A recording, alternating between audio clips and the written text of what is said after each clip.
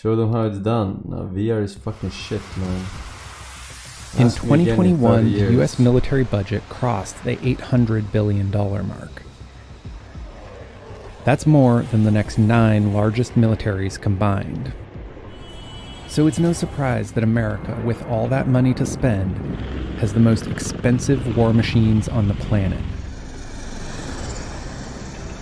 Take its latest aircraft carrier, which comes in at a cool $13.3 billion.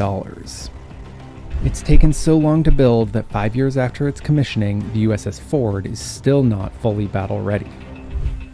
And what about the $1.7 trillion F-35 fighter program?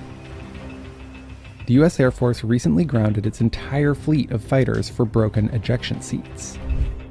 Some of America's war machines are currently in action in Ukraine, like Javelin anti-tank missiles, howitzer artillery cannons, and drones too, like these California-made Switchblade loitering munitions. The bill for America's latest war tech could run into the trillions of dollars, but let's take a closer look at their true cost.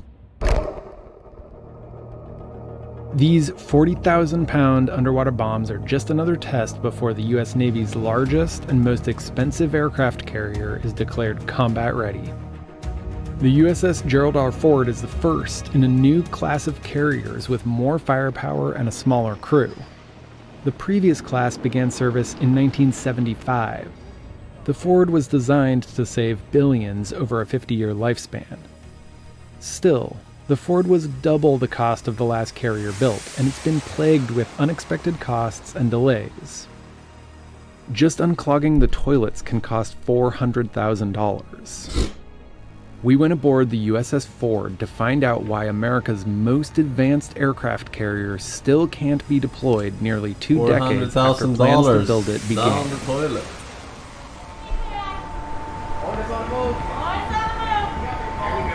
These sailors are moving ordnance onto a new kind of weapons elevator that allows them to do what would be impossible on any other aircraft carrier. We're bypassing the mess deck area. We're completely independent. You would never even see us moving ordnance throughout the day, so it's more secure with higher survivability, and we can store more on board. It's the only way to move munitions from deep inside the Ford to rearm planes on its flight deck. Less advanced carriers move weapons in a more dangerous way, through the hangars to the flight deck. There are 11 elevators on board, with the last only being certified in December 2021. The advanced weapons elevators are just one example of nearly 24 major new technologies that make the USS Ford cutting edge and one big floating experiment. Tal Manville is a retired Navy captain who served as the very first project manager on this new class of aircraft carrier. The ship was supposed to start construction in '04. It got moved to '05. They made an adjustment. They delayed it a second time. They delayed it a third time. Pushing that out, the ship, just by those delays, went from $6.4 billion to $10 billion.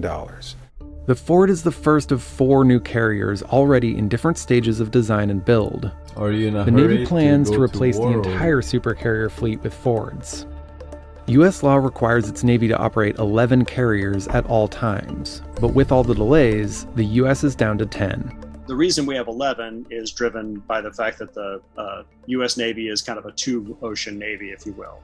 Of the 22 aircraft carriers in the world, half are American, while China, Italy, and the UK have just 2 each. This carrier class, if we build 10 or 11 or 12, could go easily into the 22nd century. More than 5,000 shipbuilders worked an estimated 49 million hours to build the Is that supposed Ford. to impress me? That's 7 times the hours logged building the Empire State Building. Admiral Mike Gilday, the chief of naval operations, said it was a mistake to introduce more than maybe 1 or 2 technologies on any complex platform at a time. Admiral Gilday is right. What you want to do is only do 1 or 2 new technologies on a new ship. And here's the reason why. Ships are the only weapon that the prototype, the first of the class, goes to war on. The ship was christened in 2013. The Navy accepted delivery of the ship in That's not